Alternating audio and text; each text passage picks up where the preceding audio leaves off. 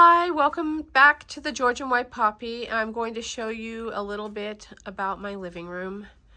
And the first thing I'm going to do today is show you about the barn doors my husband made to cover the TV. The TV is rather large, and I said if you're going to do that, we need to cover it. I don't want to walk in the living room and see a huge TV. So he has put it on these sliders.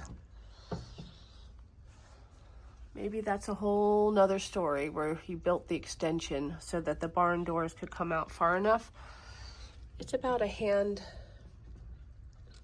deep. If you have my palm up, it's about that wide. And he just used recycled pallet wood to make this. The first thing we did was stain the wood, and then we painted it white.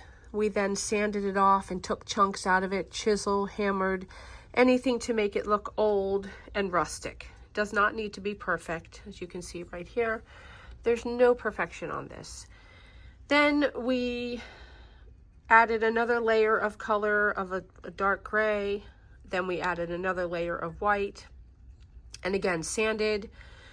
You can see all the different dimensions here. Sanded it, chunked it out. And then we repeated the process until we found that it was just what we were looking for. So here's the barn door. And then, as you can see on the other side,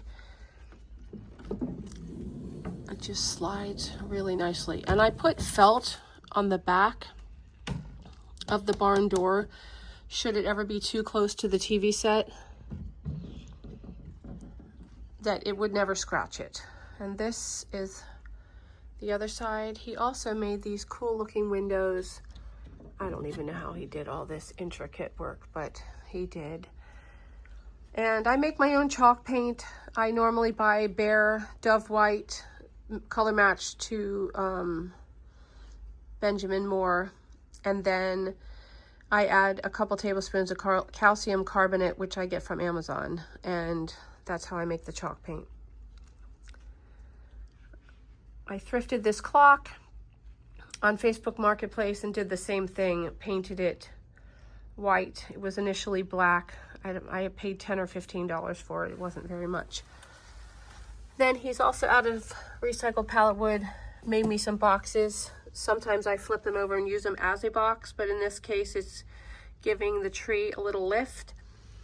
Many people ask me how I do this, and it is basically what you're going to do after you've used the technique where you have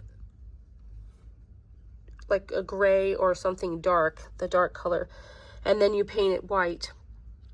I put, well, I'm just showing you here what I'm talking about, how it crackles. That's what I'm trying to explain. What I actually do is put Elmer's glue on there in a very generous amount, and then paint white over it immediately, and then you will see it starts to crack. If it was just painted white, then it would look smoother like the clock. He also made the corbels, which are cute. I have them all over the house, some between doorways. And that is part one of this little living room area.